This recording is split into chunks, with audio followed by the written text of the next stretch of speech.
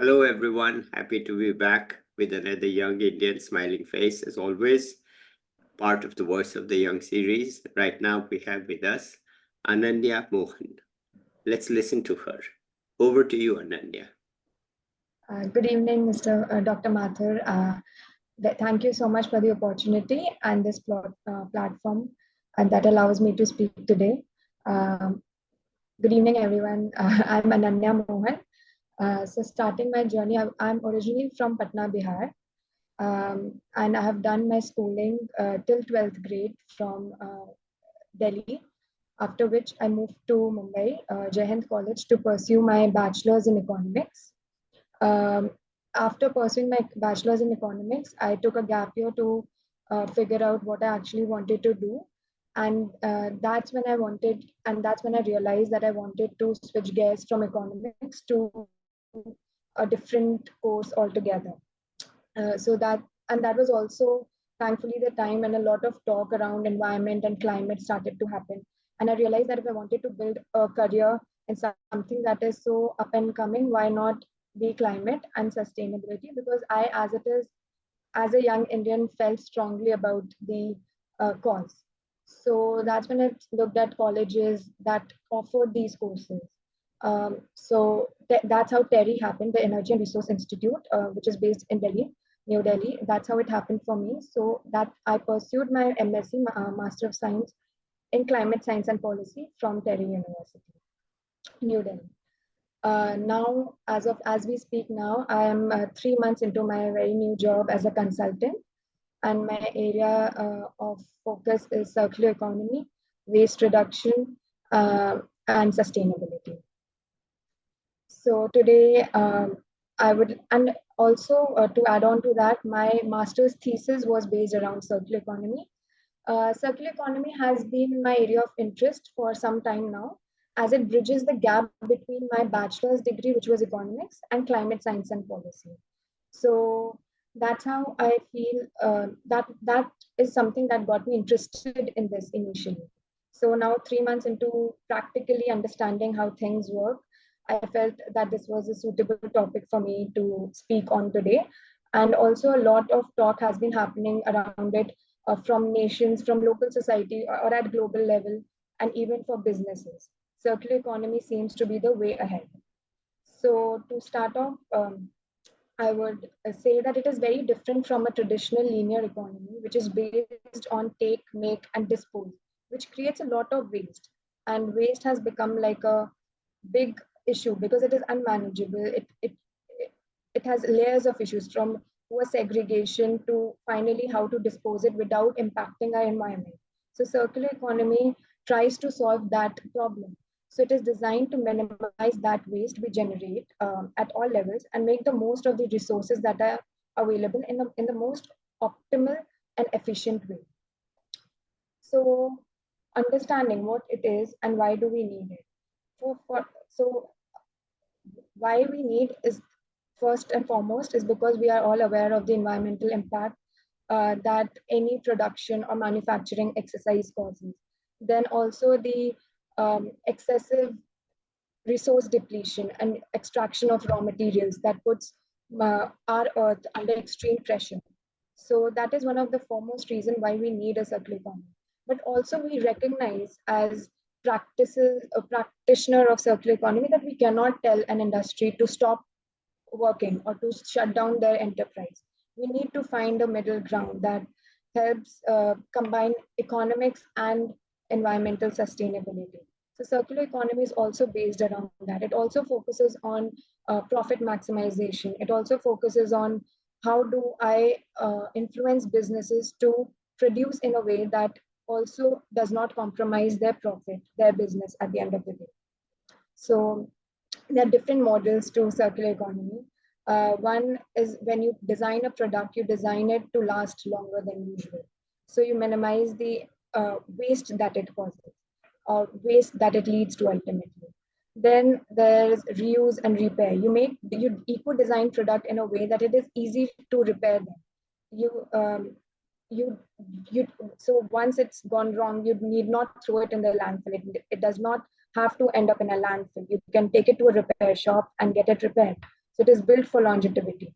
Then you have reuse. You can keep reusing your items and goods in a way that it is more environmentally sustainable. Then the most common one that is up and coming is product as a service. So you have rentals in the form of Uber, Ola, then cloth rental services in India that are even for ranging from daily wear to festivals to weddings. You don't have to buy a good every time. You can rent it out and use it. So that is one of the common models of circular economy. Then um, some like the benefits that it encompasses is also many. So for environmental benefits, like it focuses on resource efficiency to energy savings. So for example, reusing and recycling often requires less energy compared to producing new goods. So that lowers our overall GHG or greenhouse gas emissions. Then coming to economic benefits, it leads to cost savings. And also it leads to a lot of job creation, for example, in the repair sector, in the new business models that are coming up, or the innovation side. It creates a lot of green jobs, as we put it, and enables a just transition, that is transitioning from an older economic model to a newer one, not compromising on the jobs and the profits simultaneously. So it leads to a just transition. Then social benefits also come along with improved economic lifestyle. So it leads to enhanced quality of life as well. These are the benefits. However, any change or any transition cannot be without a challenge. It has multiple challenges. For example, lack of infrastructure or infrastructure development. So recycle, reuse requires um, a lot of support, logistically speaking. So a lot of many developed as well as developing countries might not be at that level. So that is one of the major challenges. Then supply chain transformation that needs to move along the circular economy progress that has been made. So that is one of the major challenge. Then consumer behavior. So not how do you convince a consumer to who has purchasing power, enough purchasing power to reuse or recycle or rent a clothes. So that needs awareness and education. And again, the circular economy needs to be built around in a way that it does not compromise on the goods they are offering. So on the quality of goods that they are offering. So again, the resistance of the consumer, the shift that needs to happen, that is one of the major challenges. Higher initial cost, again, so it requires a lot of initial investment, again, for building infrastructure. So it can be at a business level or at a national level. So that is one of, again, major challenges. Um, then that is, so that's how any transition that happens, again, does not happen without challenges, but I feel that with the right amount of um, focus and centered around circular economy, especially in India today, as well as Europe and globally, that can be overcome.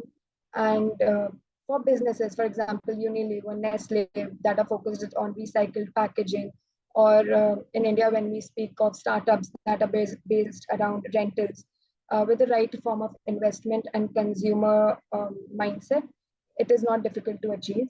A lot of companies have set up their targets around 2030, the shift to circular economy.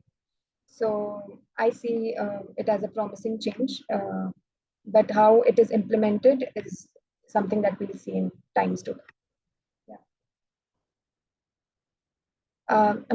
Audible. Yeah. Is there any particular sector that you are familiar with where you can tell us what's working, not working for circular economy? So my work right now is involved in the plastic sector with SMEs, small and medium enterprises. So what we have faced, or what I have faced personally, is that businesses, when you propose them circular solution, for example, when we work with a business that uses single-use ketchup bottles, and we propose them a dispenser, for example. So they are very active and excited about the solution because it will also lead to cost savings. And because sustainability is such a hot topic right now, everybody is conscious about the brand image and they want to be part of it. But they're also scared of how the consumers are going to take it. So one of the major hurdles right now would be convincing businesses that their solution will not hamper the consumer. But then again, you also need to train the consumer mindset in a way that it really does not change demand. So that is one sector that I can think of. Okay, so would we have to do this consumer by consumer or by sector? How would we train the consumers? I'm curious. So sector by sector, I think, a lot of these circular economy models have worked without even focusing on the circular economy term. So for example, Uber in India, or um, or just this packaging. A lot of focus is on, because I've worked in the plastic sector, I know the packaging side and how a lot of work, even with Zomato and things like that, they're working on sustainable packaging. So I feel like it has to go by sector. You target the sector that you feel or that you know through market research will be more acceptable than the others. For example, furniture rentals will be more acceptable than cloth rentals, because then issues like hygiene and quality and how do I look and things get associated to it. But young Indian now would, because they're moving so quickly or shifting jobs and shifting cities so quickly, furniture rental will be ahead. For example, for Lenko is a major startup in India. So I think the focus need to be sector by sector. And once you build a trust around these models, and that it is not going to change the utility, it is value for money, then maybe you can move on to more sensitive sectors. Okay, all right, good. Let's look at any one sector in India that you feel there can be good progress. In India, because India is such an emerging market and a lot of young Indians, I feel like I'm thinking of a sector that can really flourish right now and has not already achieved that level of Okay, market let's talk penetration. about something that has already achieved, since you might be more familiar with that. No, but that was an interesting question. I was actually thinking about a sector that we could explore. Okay. Yeah. I think for India, for example, then there's, so in India we know that weddings are all around the year, leaving 2-3 months aside. So a lot of we also know that uh, every time a wedding happens, most people who can afford are out there shopping for clothes, individual clothes, and things like that. So a wedding wear rental platform could actually be the weddings did not stop even in pandemic. People were out there with 50 people um, getting ready, getting dressed, and attending weddings. So I feel that if that's something we can convince the consumer, that could something that has a lot of potential in India. Okay, all right. I think what you are saying is, I may be wrong, okay, that things that are one-time use or rare use, Yeah.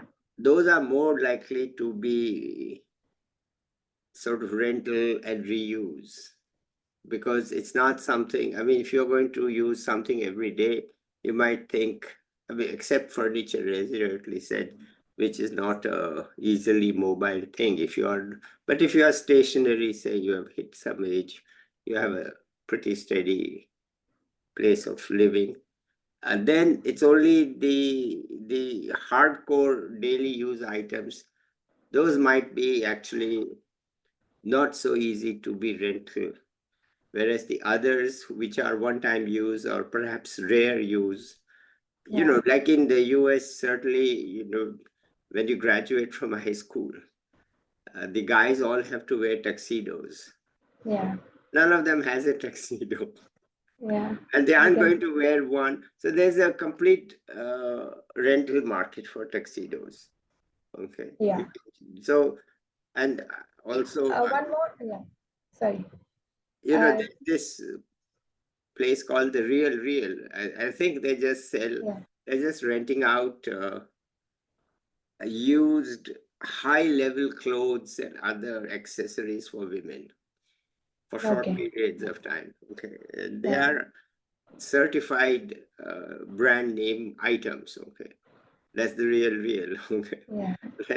but they've been discarded by wealthy people, and now they are available for rental because you still might not want to.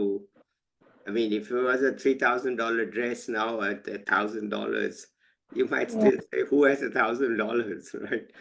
But Yeah. maybe I can rent it for 2 weeks. Yeah. And then, the hygiene issue, I think they wash them, clean them, certify them, Yeah. everything. And we even In have fact, yeah. used cars, like Toyota will say, oh, it's a 3-year car, but it's Toyota certified. So we have taken it back to our factory Yeah. and we have re-looked at it, fixed it, and we give you a 90-day guarantee, not a 3-year, but 90-day guarantee. Is that circular or how's it?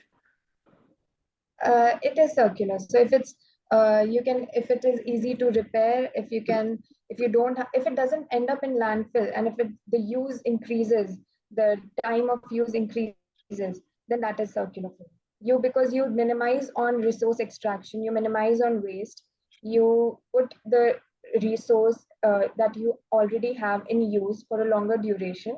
So that is circular flow. So even with textiles and things like that, there are a lot of microplastic. So when you reduce their consumption, when you, for example, stop buying a dress that you're going to wear, for example, once in 2 years, you are cutting down on your environmental impact or negative impact, so to say. Yeah, So I read the other day, I didn't read it in detail, but there is a small group of people in the US who own nothing. yeah, Everything minimal. is rental. Everything is rental. So, Yeah, in India as well. So if you look at big like Bangalore and things like that, so a lot of young Indians have stopped buying cars because they're like, we can Ola, we can Uber everywhere we can go, everywhere we want to go. So why buy car? Because car once out of the showroom, depreciation starts. So it's not like an investment that you are, yeah. And again, with the coming up of like e-vehicles, electric vehicles, and things like that, Blue Smart is again one startup which focuses on EV. So a lot of Indians are moving towards that. So that's why I was saying in circular economy has a huge potential in India, not just in like facing the consumer, but also creating a lot of green jobs. Because now when we speak of unemployment and market risk like going down, so a lot of green jobs can be created along those lines. okay. And how optimistic are you that this will happen? I'm a young Indian working in the sector, so I have to be optimistic because I feel like there's a lot to do, and with enough skills and investment and the focus in the unpolitical will and the focus in the right direction. Um, if not 100%, we can still make a difference. A lot can be done because we have a lot of young energy right now who want to make a difference. Um, and with the correct focuses on business and target groups, it is not unachievable. As it is, as a nation, we have a net zero target to achieve by 2070. So might as well contribute a bit to it. Okay. All right. You are passionate about circular economy. And if you want to add something more, let's do it. So this was something that I'm working on currently. Sector again is a very interdisciplinary approach. So there are other sectors that I would like to explore as well in future. That could range from again just transition, policy sector, and things around that. So this is again related to my work and my But education that I've done. okay, just want to get a sense of some other things about you, like Yeah, how you made your decisions, what happened, your circumstances, what gave you a lot of joy in college in Mumbai, TERI yeah, in Delhi. So people who go to these thinking of these colleges, they get a sense of how you chose Jai Hind College, or how, yeah, we guess we know how you chose TERI, but how you chose Jai Hind, what was the fun? Tell us about it. Yeah. So I completed my 12th from Delhi, and I had taken PCM, physics, chemistry, maths, and economics as my 11th and 12th subject. That's when I realized that science is something like core science or engineering is something that I would not want to do. It wasn't something that interested me. And I had economics, and that was something I enjoyed studying. And I would study it on my own. I was scoring well. It made sense to me. It was a practical subject, like you could relate to it. So I decided, okay, I'll not go ahead with engineering the traditional route, but I'll pursue my bachelor's in economics. Um, After scoring marks in my 12th, I started applying to different colleges in DU as well as Mumbai University. So Jai Hind happens to be in Bombay, and that was the time I also wanted to change cities, because having grown up in Delhi all my life, I was like, why not pursue other colleges and other city as well? Jai Hind was something that I got into it, and I was very grateful, and I wanted to live in Bombay.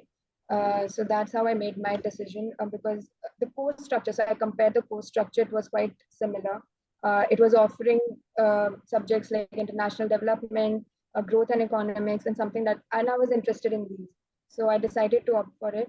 So my 3 years in college, it was a learning experience, new city, living there, exploring different languages, culture, people, living by the sea. So that overall, it was a great experience. Also, Mumbai happens to be, it doesn't let you rest, right? And when you're in college, you're constantly looking for opportunities to work. So that's when I interned at two extremely different places. First was SBI Capital Markets, proper corporate numbers and everything. And the other was UNDP, where I was working with, working on a project, Disha project, uh, based on women empowerment. So there was like two extreme sectors, and I enjoyed working one on one more than the other. So that also helped me in, okay, maybe I need to look at my career in a different way, need to switch gears a little bit. So that's when I decided to take a gap year. The gap year was actually meant for me to pursue again a very traditional route, CAT MBA. But also then I also come from Bihar, as I mentioned previously. So UPSC was something that was the talk in my house. And during pandemic, when we were all at home, it was like, why not give it a shot? Um, but I didn't want to get in that cycle for a very long period. So I gave one attempt, after which I decided, because UPSC, when you're preparing for that, there's a lot of things that you read, and you become aware of what is coming, what is new, what the government will be focusing on. So that's how I came across climate and environment altogether. And when I decided, okay, this is not it, that's how TERI happened. Okay, talk a bit about gap year. I'm Um, still not sure how common it is in India these days. What does yeah, this term actually mean? How does it happen? Tell me about it, okay? I'm just curious. yeah. So gap year in India is quite uncommon, and a lot of pressure is put on. Okay, so if you're taking a gap year, something productive needs to come out of it. You need to clear an exam. You need to achieve something out of this gap year. You cannot just sit at home and decide, oh, okay, this is something I might want to do. Hmm. So I took a gap year because I was clueless after college. I was like, okay, I can either do an MBA, I can prepare for civil services, I can give banking exams, but I was very clueless. So, uh, but now I feel in India, gap year has become quite, if not common, but people are more open to it. People are, they feel like, okay, maybe taking a gap year is much better than ending up in something that I really will hate or that I'm clueless about. So it's better to not jump from thing A to thing B, but like take a gap year, figure my interest and my Hmm. passions. Hmm.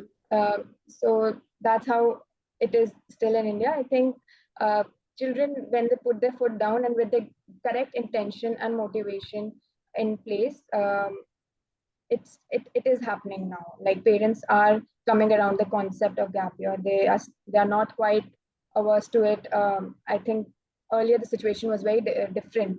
Um, Gap year was a big stressful term, for so to speak. Okay, now you're behind your batchmates. Now you're behind people who are actually on track. But now it's I feel much more common. Okay, and here's a question that you may not have even an answer to. Is it different for boys and girls? This It gap is. year thing? Unfortunately, it is. Okay. So I think still the okay, so if you get settled early, you get economically independent early, you can get married at the correct age again. So I think the 2 3 years of difference, I think boys have more advantage. So personally, I think as a generation, we don't feel it. We are okay with it. We are now people are getting married at whatever age they feel like and whenever they find someone who's right for them. But the parents or the society that we live in still is stuck on the correct age or the right time, and it is quite different for girls and boys in their mindset.